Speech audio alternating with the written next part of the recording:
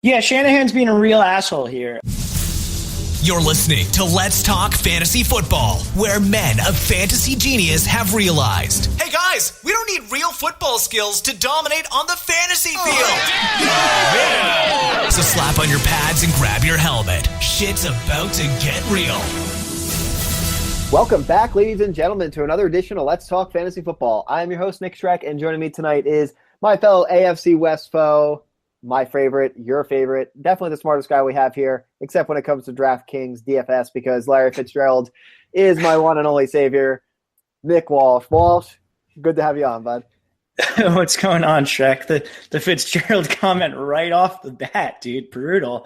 That's 2 weeks. You've crushed my dreams on DraftKings with Larry Fitzgerald. Just really killing me. But anyway, it's good to be on. It's good to be on. How are you doing? Good, man. Good. It's good to have you here. And the Fitz thing just kind of came to me as I went for the open, and I was like, oh, I got to introduce Walsh. And I was like, you know what? And Walsh was super upset about the Larry Fitzgerald play 2 weeks in a row. But that's all right, because next week it'll blow up in my face, because at some point Larry Fitzgerald can't be the god he has been, I suppose. Well, you know what it was too was not only have you beaten me twice with him, but I lost to you week 2 because I rostered him.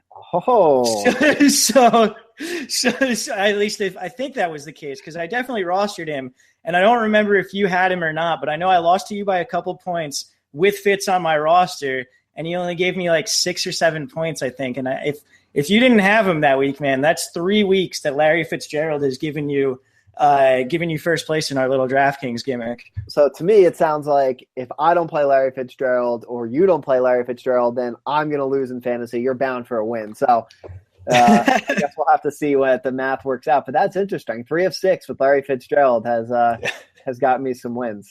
Huh. So there you go, guys. If you're looking for some DFS wins, Larry Fitzgerald seems to be part of the equation. And there is absolutely no statistical basis to support that claim. But go spend your money on DraftKings, guys.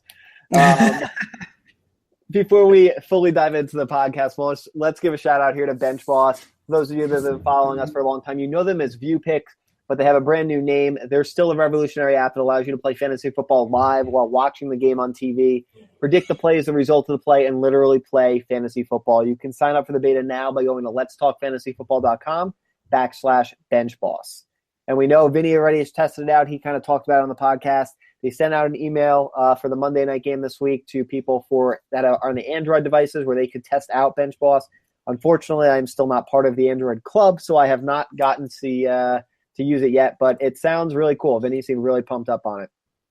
Yeah, that's I'm not on Android either, and that's very disappointing. I didn't realize that was the reason, but hey, what can you do? I want to get my hands on that sooner than later. Oh yeah, it's coming. They said they're working on the iOS part now, so as soon as they get it out, they'll get more people into the beta. But for those of you on Android, Perfect. Get on the list, start playing, because I hear it's very, very addicting.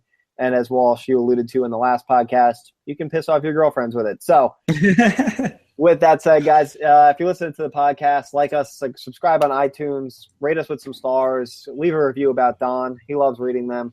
And download the apps. We're on Android, Apple, and, of course, our Amazon Alexa skills, so you can literally talk fantasy football. Walsh, we are here to recap all of the games and talk about kind of what's going on with injuries, cool shit, weak shit, whack-ass backfields. A lot of wild things here this week.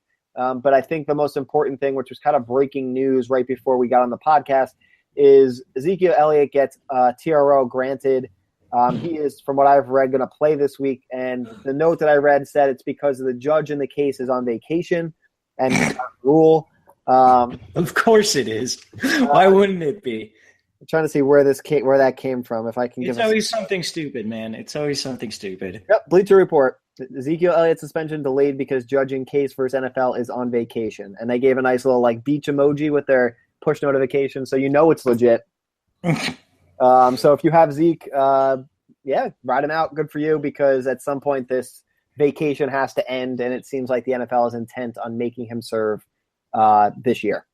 Yeah, I was one of the people who have no Zeke and went nuts trying to pick up or acquire Alfred Morris and Darren McFadden over the past week or so. So this is more of just, I don't know, man. I've just been on the wrong side of Zeke the entire year, so I don't know what to even say really. So let me ask you this, Walsh, because this is, I think, something that could be interesting. Based on what we've seen, do you think Zeke ends up serving any of the suspension this year? Because where I'm going with this is, if Zeke's going to play this week, is it an opportunity for people that didn't get McFadden or Alfred Morris off the wire to potentially try and snake them away for some kind of cheap value with the Zeke limbo? I think it might be. And I think that's probably the right move, is to try and do that, particularly if you're a Zeke owner. Like but that's the thing too, is if you're a Zeke owner, everyone in the league knows that. So if you're trying to trade someone for Alfred Morris, they're going to try and get you for all you've got on that, because they know they've kind of got you in a bind there. But yeah, I mean, like, it's still bye weeks. I mean, I know we only have like 2 teams this week because of the issue in Miami week 1, but I mean, it still is bye weeks. Like, people are going to be dropping these guys for guys that they need to pick up and play this week potentially. So yeah, I think it's an opportunity to try and go after them again if you have extra room on your bench and you can stash them. Cool. Yeah, if you guys can do it again, it sounds great in theory. Might be harder to do in reality. But again, we talk in pure theory here because that's just what we do. But Wallace, let's get into the injuries. We'll start off with the biggest one, I think, of the week. Aaron Rodgers goes down, broken collarbone, has to have surgery. He is done. That sucks for the Packer fans, for Aaron Rodgers fantasy owners. And in turn, I guess, really, Jordy Nelson and the rest of that Packers offense, potentially? Yeah, I mean, it's a brutal blow for, anyone who owns Rodgers, as well as anyone who owns a Packers skill position player, from Jordy Nelson to, Randall Cobb to even Ty Montgomery and Aaron Jones. This week we were going to get the Saints-Packers matchup, the classic Breeze-Rodgers matchup that's always so much fun and so high scoring and such a fantasy gold mine. And now we're not really going to get that. So, I mean, we'll see what Brett Hundley can do. We'll see if they make any moves or what they really end up doing with the quarterback here. But I'm not pumped on it as an owner of Devontae Adams and Jordy in a couple leagues at all. Fair enough. I share your pessimistic outlook. And I mean, at this point, if you own guys, you got to wait and see what happens anyway, because if you were to sell, you're selling at essentially bottom prices anyway because of the Rodgers injury. So you're kind of stuck waiting. So to Packer fans, I am truly sorry for fantasy owners as well. Walsh Golden Tate, AC joint sprain. He's out for a few weeks. Marvin Jones stock up. Yeah, I think this is the time to really jump on Marvin Jones. He's had a lot of bad matchups so far this year as well, in terms of facing shadow corners who only stay on the outside, like Patrick Peterson, and I feel like there's been several others as well, which I think has contributed to Golden Tate's success so far this season. So look for Marvin Jones to maybe get some lighter matchups going forward, and then look for some targets here. I wonder if they're going to try moving him into the slot at all, or do you think they're just going to run TJ Jones into the slot and call it a day? I mean, what I can tell you is not going to happen is Eric Ebron is not going to have any value. So for me, that's just heartbreaking in and of itself. But what about Darren Fells? He's been kind of interesting. Yes, he has been very interesting. And unfortunately, he's the better play over freaking Eric Ebron, and that breaks my heart.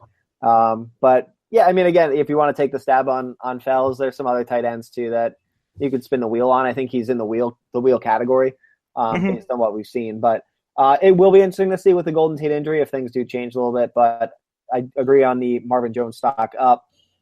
But if they move him around or not, I'm not sure. They also have a bye this week too, so just, I guess, keep that in mind if you're making plans based on that. Very true. It'll finally force me to drop Eric Ebron, which is a move I should have made weeks ago. Moving forward, Manuel Sanders gets hurt, adding injury to insult, I guess we'll say, as the Denver Broncos get smacked around by the New York Giants in a game that no one saw going this way, which was disappointing to say the least. He's week to week with a sprained ankle, so we'll see what his status is as we get closer to the preview podcast and as we get closer to the games in itself. But yeah, Broncos just look bad. Yeah, they looked really terrible. And Simeon got hurt in that game too, but he did return. So it's looking like he'll be fine going to this week as well. Yep. And the next guy on here he's just a fan favorite. At least he's my favorite. For any of you that have listened to the show in the past, my boy Teddy Bridgewater getting the okay. He's back in practice. He's going to be activated this week or possibly the next. I just always like Teddy Bridgewater. There's no fantasy value impact here, I don't think, for anybody at this current time. Just, I think, a fun note because I do like Teddy Bridgewater. I mean, there's a chance he's going to start this year. I agree. Bradford doesn't have a timetable to return right now. And, like, there's been hints throughout the organization that this is, like, potentially a long-term thing, his knee injury. So I wouldn't be surprised if Bradford kind of this stretches out and it ends up, with Bridgewater a couple weeks back. And if Case Keenum doesn't really perform over the next couple of weeks, there's a chance we see him start this year. Walsh, nothing would make me happier than to see Teddy Bridgewater come back, play well, and then have the ability to pick him up and play him in a league. One that doesn't matter, so I don't, of course, put all my bets on Teddy Bridgewater. But just to be able to play him and see him back on the field, because that was a really bad injury. And just being a Teddy Bridgewater supporter, I feel like I owe it to him. But, yeah, I don't advise that to any other fantasy owners out there. But, if you like him, go for it. Rob Kelly, Walsh returns to practice this week. That backfield is kind of finally we'll call it a shit show, I guess, with Chris Thompson, Samaj Perine, now Rob Kelly, depending on his health. I don't know. Are they in our whack-ass backfields? I do not remember, if I'm being honest. I don't think they are, but I think it's worth noting that Rob Kelly might have been dropped by someone in your league. And if he was, you should pick him up because Samaj Perine has gotten that early down work with Rob Kelly injured and has done literally nothing to prove that he deserves that job even a little bit. Nope. Chris Thompson has been unbelievable on limited amounts of touches. He has more 100-yard receiving games this year than Julio Jones does, which is just wild, stupid. But with Rob Kelly coming back, I think it stands to reason that he will be the early down back in that backfield and is probably worth owning and maybe even playing on depending on your situation here. Fair enough. Check your wires for Rob Kelly, guys, like Walsh said, in case he was dropped. My boy Tyreek Hill, neck injury, but practicing in full. I think we will see Tyreek Hill bounce back and play. Hopefully we'll see a bounce back from the Chiefs. They need him to, man, with Wilson and Conley out too. Brutal. They got no one else a wide receiver. Well, that's the thing. And you saw with Kareem Hunt being, they kind of bottled him up there and everything else. When the receiving game goes down, they can stack the box because Kelsey is really the only threat. And as much as I love his moves of suck it and everything else out there on the field, they don't always result in touchdowns and points. He's fun to watch, but we do need some receiving help. So hopefully Tyreek Hill can get back out there. That's fingers crossed. Yeah, absolutely. While Jameis Winston goes down with a shoulder injury, the note here says he won't start throwing until later this week. Coaching staff says he'll be medically cleared, but they won't play him if he doesn't feel right. I don't even know what to make of this. That really means nothing. That's coach speak for we don't know if he's going to fucking play or not. Pretty much. Yeah, it was a weird note. But I mean, if he doesn't go, Ryan Fitzpatrick is going to go, which sucks because Ryan Fitzpatrick is not good in the year of our Lord 2017. Hopefully Jameis is able to go this week. It was funny. I saw, I don't know, I think it was on Facebook. There was a meme going around and had Ryan Fitzpatrick in like a cartoon thing with his beard in the middle. And it was like the circle of Ryan Fitzpatrick. And it was like, be a backup, starting QB gets hurt, play just well enough to get a fat contract, be named the starter, play really bad and get cut, and then repeat the cycle. And here we go. And this seems to be the cycle. Starter's hurt. Now he's going to play. We'll see what happens, especially if Winston doesn't go. But it felt so accurate. Oh, yeah, completely. If he gets another contract out of this season somehow, that guy has gotten literally everything that the NFL has to give. He should be counting his blessings every night because it is unbelievable. I guess right place, right time. I don't know how he does it. Or maybe he's the reason people keep getting hurt. We'll see if we launch an investigation into that one. He's a big believer in voodoo, from what I've heard. That must be it. We'll see if we can get some Ryan Fitzpatrick voodoo dolls up on the shop for you guys, and we'll get those shipping out as soon as possible. But let's jump over to waivers and talk about a couple big. I mean, they're all big names in the world of fantasy football, but none bigger than Adrian Peterson. Vinny and I on the recap told people they were absolutely wasting their breath to even consider AP, and they should be making other moves. What does AP do? He goes out there and does what the DON always believed he could do, and he goes for 26 carries, 134 yards, and 2 TDs. For the record, no one predicted him to do this, but Don just loves him some AP, so that's why we gave him some credit. Wow, I guess you have to go at AP, right? Yeah, I mean, I guess so. It's worth noting that, they did this against what has been a pretty bad Buccaneers defense. It was a high-scoring game. He got 26 carries out of that. Like, how many times is that going to happen? And, I mean, they play the Rams this week. I guess he's a start there. I don't really know. It's crazy. It's crazy. He's looked washed for an entire year and a half. And then, comes out on this team that hasn't been able to run the ball at all for the entire year and does that. So, I mean, I guess you got to pick him up and play him. Yeah, I mean, I agree. It's crazy, but after a week like that, you have to pick him up. If he's on your wire, a lot of people still grabbed him last week. But if he is on your wire, I think the stats were like 50 to 60% owned. So he's out there in a bunch of leagues still. But, yeah, it's wild. Don't expect a repeat here with 2 touchdowns and 134 yards, but we'll see what AP can do as we go into another week. I have on here Dion Lewis. We'll talk about the Patriots backfields in whack-ass backfields with how that looks, but he seems to be getting more work, gets in the end zone, particularly after the fumble there from Gillisley. But we'll talk about him in whack-ass backfields. So I want to skip forward to Alex Collins. I mean, I guess we're going to talk about him as well in whack-ass backfields, right?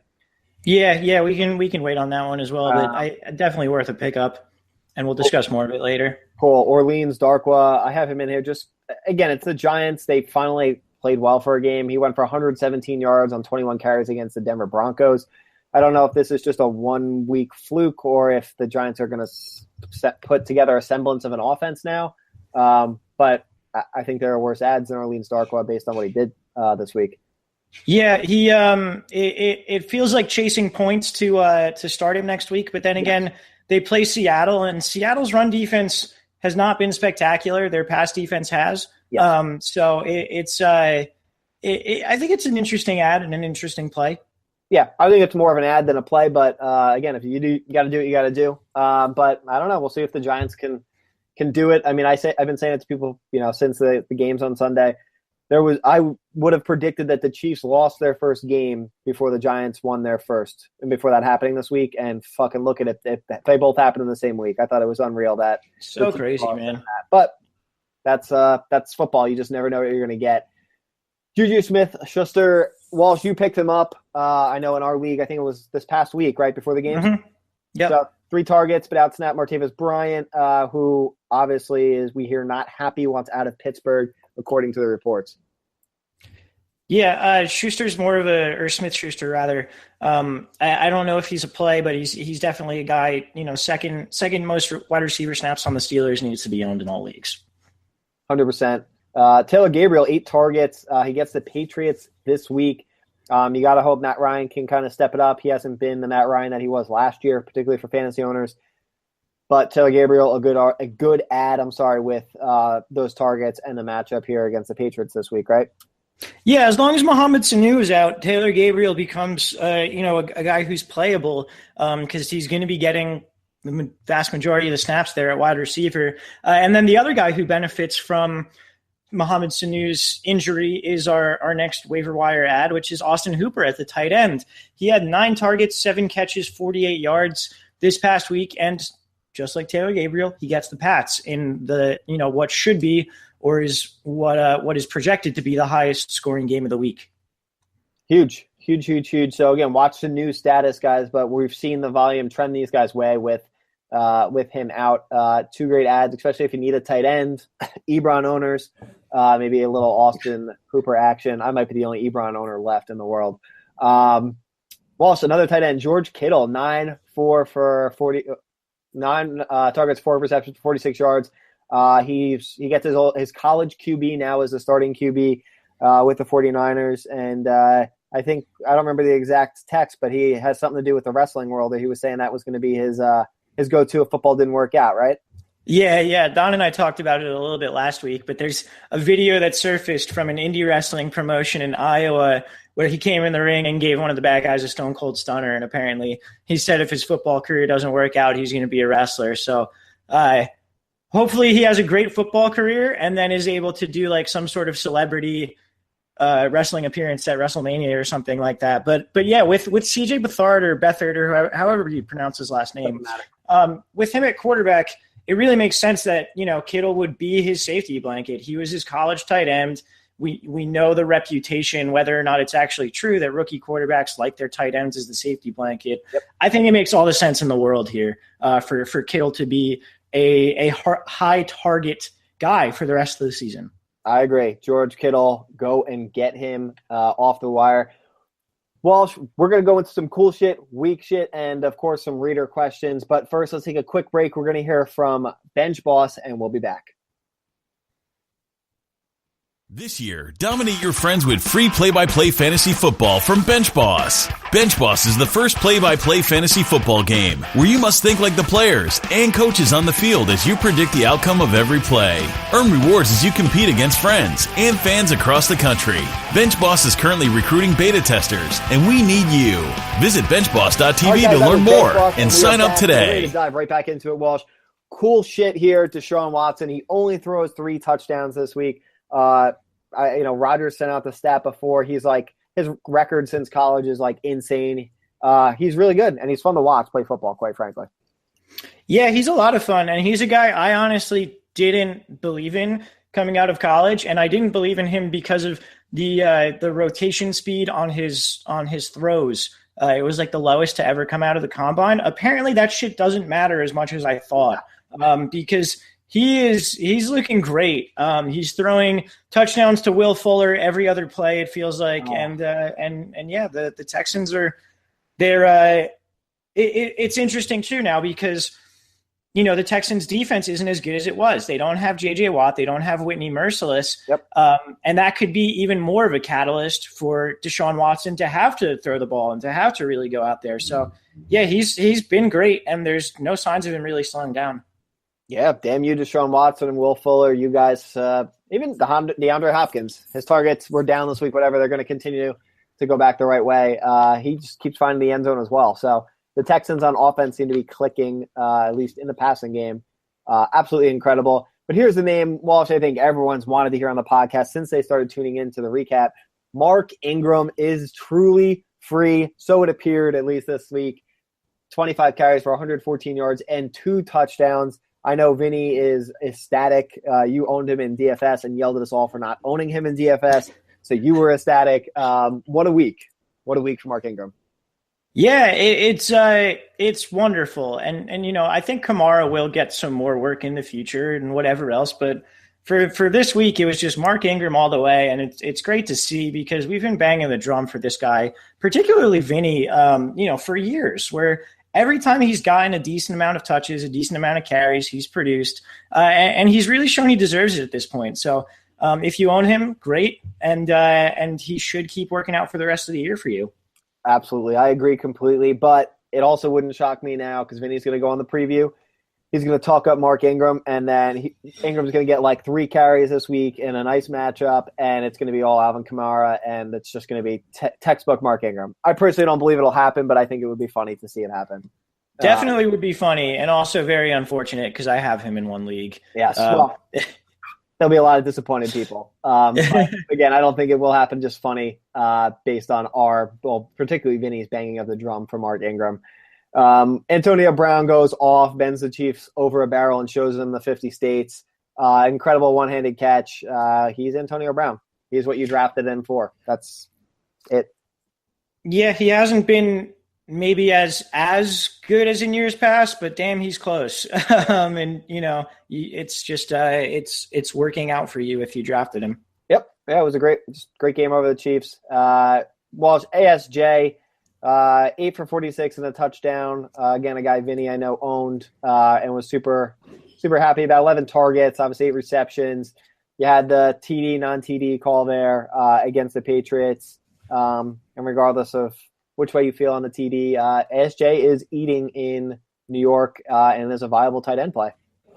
Yeah, absolutely. I think you can make an argument that based on what he's done since he came back from that suspension, he should be a top 5 tight end play pretty much every week, just because they target him so much in the red zone. And, with guys like Jordan Reed struggling and, Greg Olsen being out for as long as he is, I think ASJ is right up there with the Zach Ertz, the Gronks, and, the Travis Kelce's of the world right now.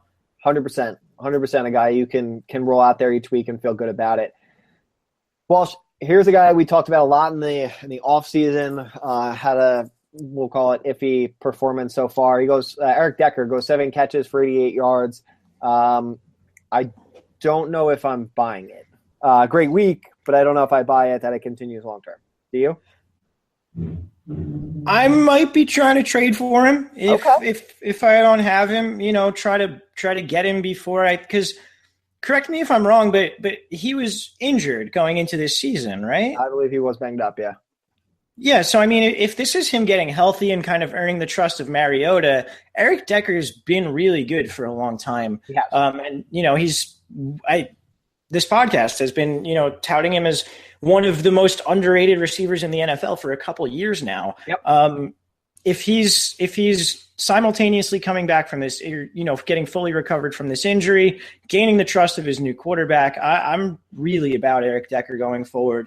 And he's a guy that I don't think you would have to trade too much for. So I'd be willing to do that.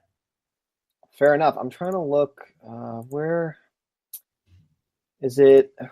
Someone's coming back. Is it Corey Davis? Yeah, Corey Davis come back. Are you concerned about him? Because he got 10 targets in week 1. With him coming back healthy, do you think that impacts Eric Decker here a little bit, or you're not? You just think he kind of blends in with that offense? I mean, I'd be willing to bet on Decker there, particularly, a rookie wide receiver coming back from injury, and I believe it was a hamstring, right? Or am I wrong? I believe it was. I mean, hamstrings tend to linger. I know he's been out for a while, but I'd much rather own Decker at this point in the season than I would Corey Davis. That's fair. Like you said, we've seen the consistency from Decker. I just saw a note that I think they said he might come back or they might keep him out through the bye, and then we'll see him afterwards. So just an interesting note for any of you that are looking for a wide receiver with maybe some upside, depending on where you believe the Titans' offense goes here through the air. But Eric Decker, guys, if you believe in Walsh, which most of you should, you can get Eric Decker cheap. So look to make a move. This one will make the DON happy. Jay Ajayi, 26 carries for 130 yards. As Don would say, I guess he's on the path to 1,800 yards. Good week for Jay Ajayi, which you're happy to see. Weird game, too, because they were down 17 points, and then Ajayi got 130 yards, and the Dolphins won the game. Just weird week, and works out. I still don't trust him at all. I think he has one of the lowest floors and one of the highest ceilings of any of the running backs. I agree. I don't trust him at all, but unfortunately, most people that have him probably need to play him regardless. That's true. So that's the thing that sucks, but I agree. You don't trust him, but you're probably stuck rolling with him. A guy you're probably happy to roll with, Jordan Howard, 36 carries. Holy shit. He needed a big overtime run. I don't know, it was like 40-something yards or whatever. I don't have the number in front of me, but that big overtime run kind of pumped his numbers up a little bit, but they fed him the ball. The Bears get their win, and Jordan Howard continues to be a big part of that game plan and will continue to be a big part. Yeah, another really puzzling game just in terms of how it worked out where the Bears win in overtime, put up 27 points, and hand the ball off 50 times. Tariq Cohen still got 14 carries in this game. So it's they're clearly going to lean upon the run. John Fox has clearly decided that, win or lose, he's handing the ball off, and he's not letting Mitchell Trubisky really throw the ball more than Fox wants him to. Yep. So Jordan Howard becomes an every week start no matter what. Absolutely. Hands down agreed. Christian McCaffrey, Walsh, he's tied for 5th in the NFL in receptions with 37. He's getting at least 6 or so targets a game, and he's a PPR every week play just based on his floor of those targets. And he's become something that I didn't expect personally with Jonathan Stewart there and the Panthers. He's making it happen. Yeah, I mean, think about that. 5th in receptions, tied for 5th with DeAndre Hopkins. And that's not just among running backs. That's a running back tied for 5th in the NFL in receptions. He had 14 targets this past week, 10 catches. Just really turning out to be an every week play again, as long as you're in a PPR league. Yes. I think in standard leagues, you're a little bit worried about him, but in PPR, he's just getting all the work. So might as well keep rolling. It's worth it. You keep rolling with him. Well, so let's flip over. Let's talk about some weak shit and kickoff week shit with some whack-ass backfields. We've got a bunch of them here this week. We kind of skipped over it in last week's podcast, but this week we are back with a ton of them. We'll start with the Patriots, Deion Lewis, Mike Gillislee, Rex Burkhead, and James White. Four-headed monster, if you even want to call it that. Deion Lewis leads in snaps and carries. James White second in snaps and led in targets. Do you trust in any of these guys? We saw Gillislee with the fumble, and then they kind of moved away from him. Deion Lewis gets the touchdown. James White super involved in the passing game. Are any of these guys dependable going into this week? James White in PPR, I think, is dependable. I think he gives you that floor, week to week, similar to the way McCaffrey does, not necessarily as big, good of a floor as McCaffrey. Deion Lewis getting in there and getting the touchdown, I guess that was a product of the Gillislee fumble, but it really kind of throws a wrench in the idea that, you could start Gillislee and White every week and just kind of hope for touchdowns. Yep. Gillislee really hasn't done much in terms of touchdowns since those first couple of weeks. Week 1, he had the 3 touchdowns or whatever it was. I'm not really trusting anyone. I think Lewis, Gillislee, and White all need to be owned. Burkhead can safely be left on the waiver wires, and then White, you're starting. The other 2, you're kind of just, when you need them, I guess, throw them in and hope for the best, right? Yep. Yeah, I agree. And if you had to play between Deion Lewis and Gillislee, I think it's clearly Lewis just based on the usage right now that we saw last week, if you want to roll a dice and stick someone in there. Well, so let's talk about the Colts. Marlon Mack only gets 2 carries, WTF, Indianapolis. Doesn't make any sense. Frank Floor, do you think this is just like a weird week after we saw Marlon Mack look good, or is this what we're going to continue to see out of the Colts?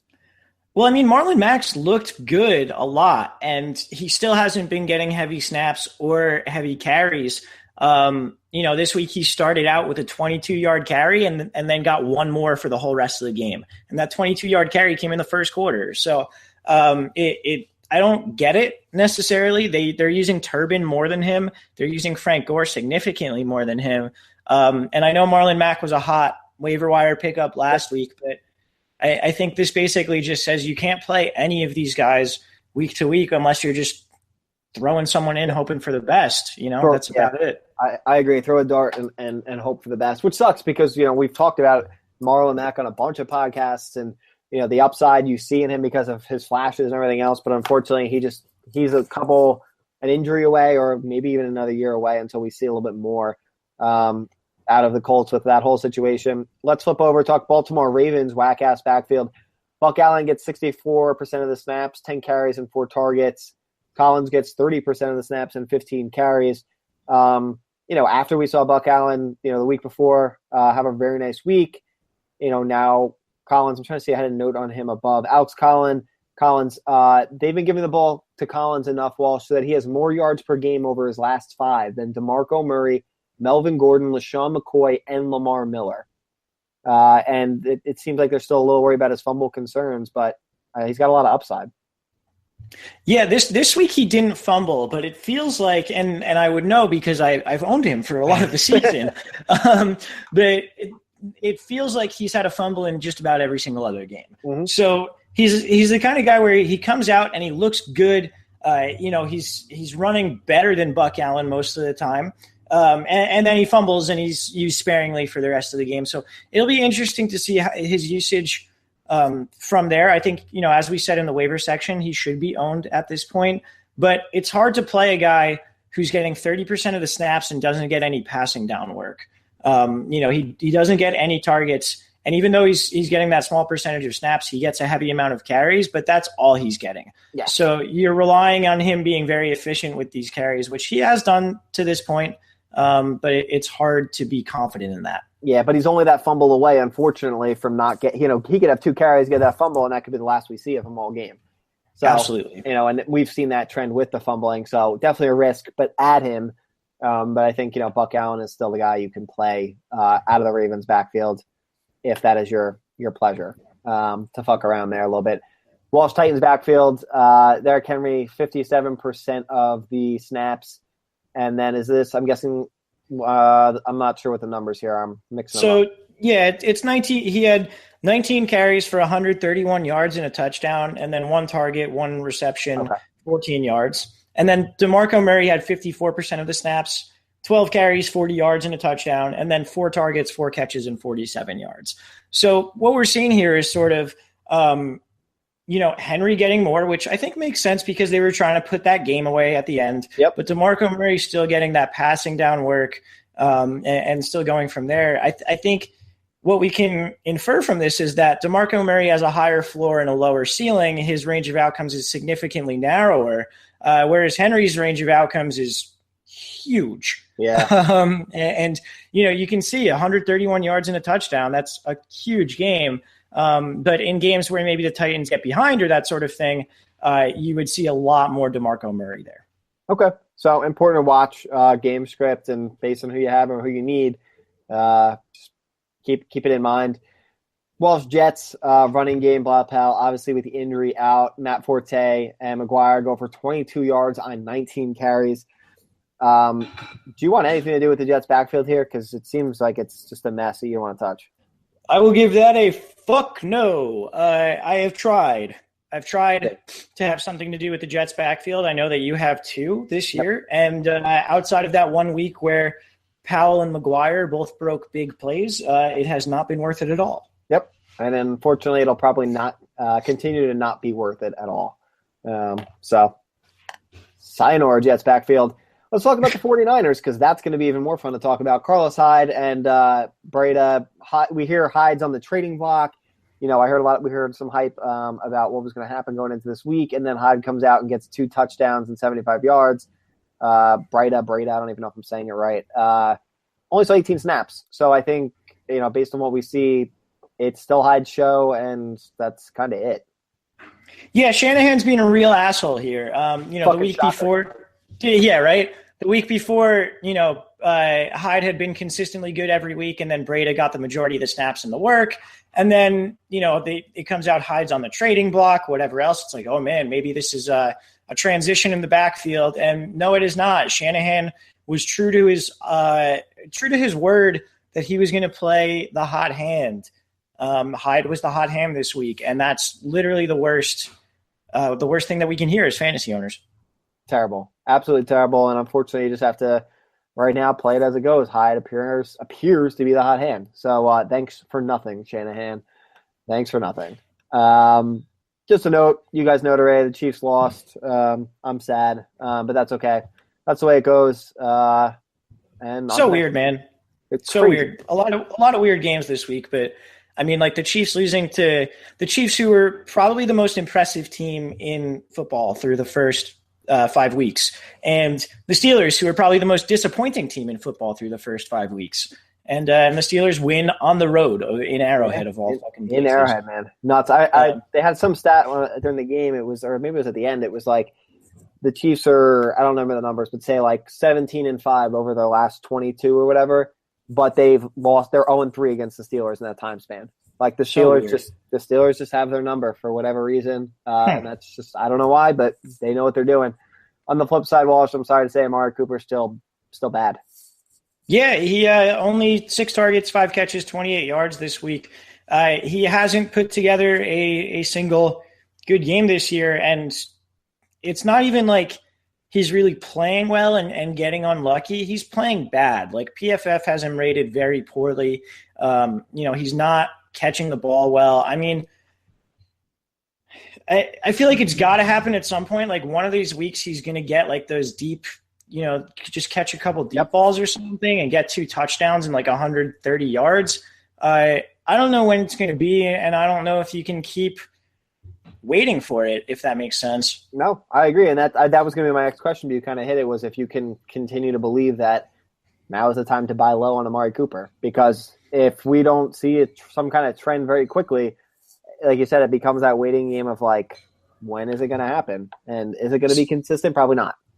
See, I want to say it could be this week, because the Chiefs D is, giving up yards in the passing game, and they're also a defense particularly at cornerback, that has a reputation for gambling. Yes, and with Cooper being, such a good route runner, such a good deep threat, those things, that feels like a recipe for Cooper. Maybe, someone jumping on a fake and Cooper getting loose deep behind the secondary. I don't know if I'm going to, bank on that and then sit there and, watch him in my lineup from Thursday to Sunday, having 3 catches for 13 yards, but we'll see. Fair enough. Well, guys, if you're feeling a little saucy and you want to roll out some Amari Cooper, I can definitely see it happen. I'll be yelling at the TV as the Chiefs let him behind them and get beat. But we will see what happens on Amari Cooper. Michael Thomas lost 3 catches for 11 yards in a huge game where there's a ton of points back and forth. Some of the writing might have been on the wall before the game. Last season when the two teams faced each other, Thomas was held to 4 catches and 42 yards.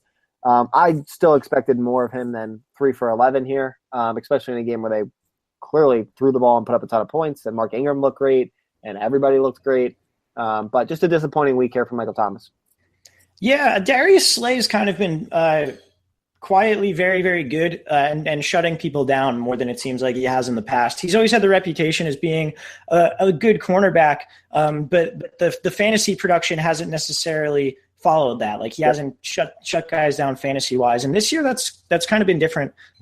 So I mean, it's unfortunate, but they play the Packers this week. The Packers have given up the most fantasy points to wide receivers since the beginning of 2016.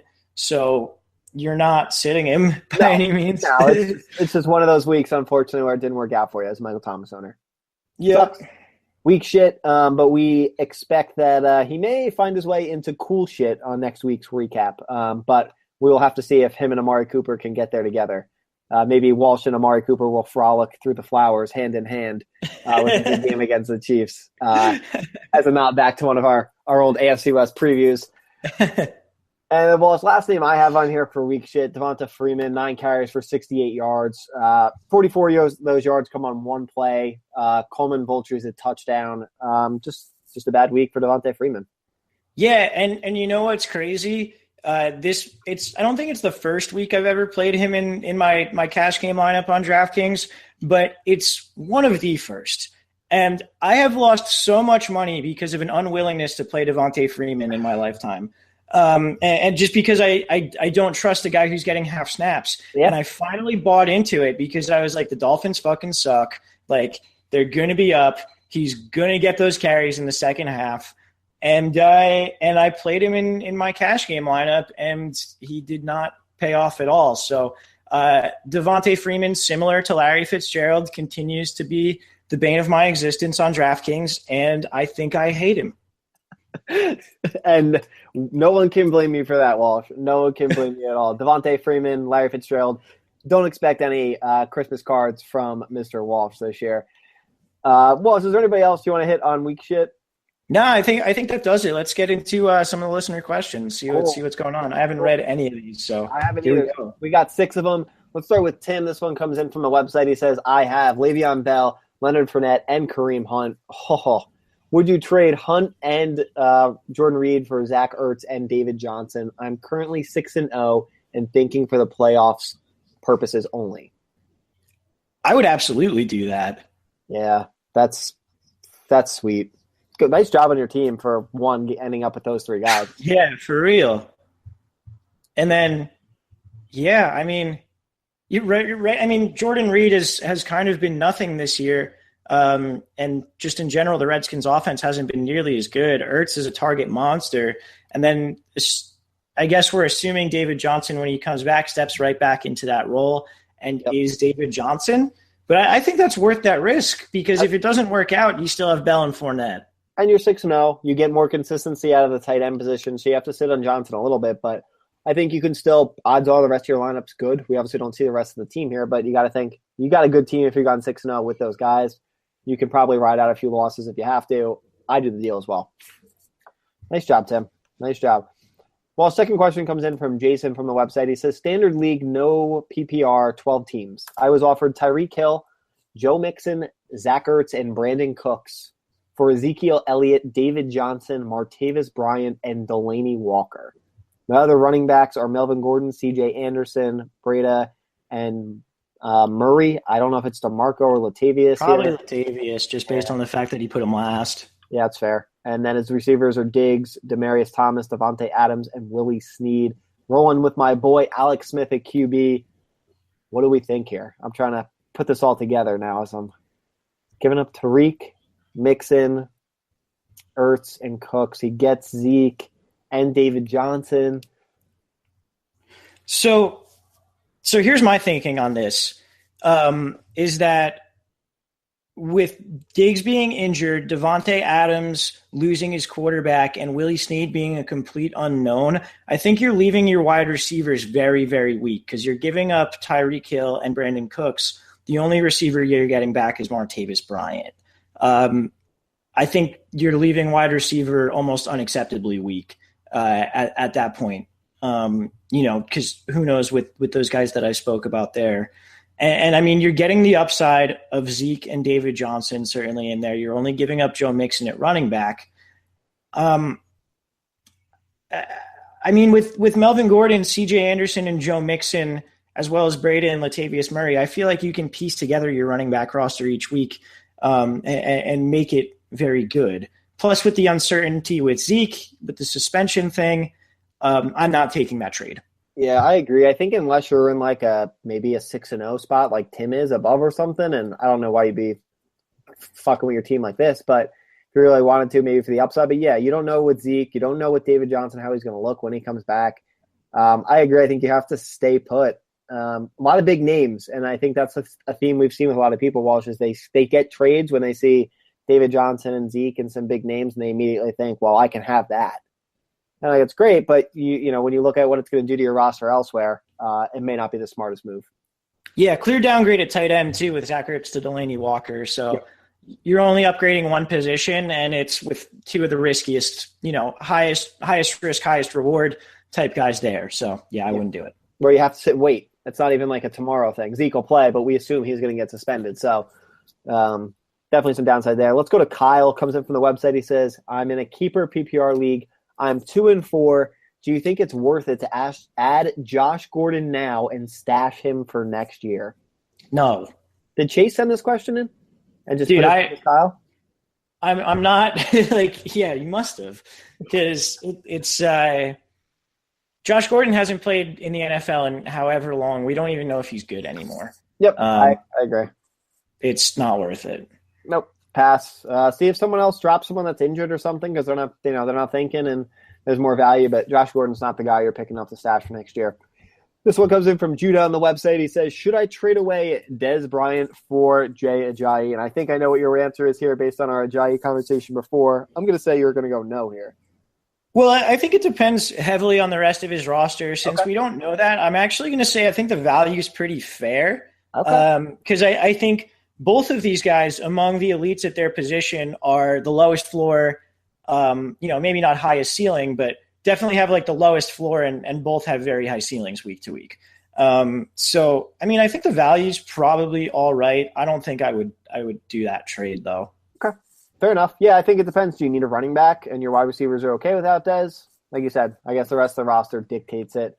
If you need a running back, I'd probably do it, but fair enough value. Walsh, this one comes in on Instagram from Bearded Chef 21. He says, I just traded Adrian Peterson for Dez. What do you guys think? We obviously know nothing else about his team. I think you won that. I'm not buying into AP just yet. Yep, I agree.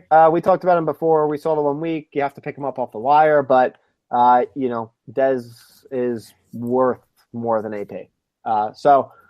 Definitely a win on your side. Nice job flipping AP at what we'll call his peak, because I can't imagine him going out and outperforming what he did last week. So you sold high. Yeah, absolutely. Is the best definition of a sell high. Yes, and nailed it. Manny on Instagram, he says, so there's two parts, two trade things here. He says, would you trade Gronk for Zeke, McFadden, and Olsen? I own Austin Severian Jenkins. Or would you rather trade Gronk for Jimmy Graham and Mark Ingram? So if you own ASJ, I don't know why you're trying to even target a tight end in these trades, but if you're going to, I'd honestly, I'd probably rather have the second one, the Graham and Ingram. I agree. Ingram, looks like a stud rest of the year out, hopefully. And then, the other one, Zeke, McFadden, and Olsen. One, Olsen's still out for a little bit. And then two, with Zeke and McFadden, you're not even guaranteeing that you're getting that work because Alfred Morris is there. And we saw earlier that, he's been the guy behind Zeke at this point. So, yeah, I'd be about that second trade more than the first one. I would also say that if you don't really need a running back and you have a league where you can play a tight end at flex, you don't really need to make a trade to begin with. But yeah, fair enough. To you. Yeah, take a look at your teams. I mean, some people love the 2 tight end thing. But if that's what you want to do, I agree. Get Ingram. We just watched him go off. It appears he's going to be the guy. And with the uncertainty with Zeke and, like you said, Alfred Morris, you just never know what's going to happen in Dallas. Walsh, do you have anything else for everybody before we wrap this up? I would like to say that it is the first night of the NBA, and this Cavs-Celtics game is coming down to the wire. We are almost done, and there's less than a minute to go in the fourth. And I am so excited that the NBA is back. That's about all I got to say. And Walsh will be, I'm sure, playing some DFS. So if you guys are looking to play some NBA against Walsh, we can look to hook that up. Guys, the preview podcast is going to be coming out Thursday and Friday morning, respectively, part 1 and part 2. You can find us on iTunes, Spreaker, SoundCloud, wherever you get your podcasts. Subscribe, download, give us some stars, have some fun. Give us your questions, guys, on the website, Instagram, Twitter, you name it. We'll answer them. For Let's Talk Fantasy Football, I'm Nick Schreck. He's Nick Walsh, and we will catch you on the flip side. This has been Let's Talk Fantasy Football. Thanks for listening.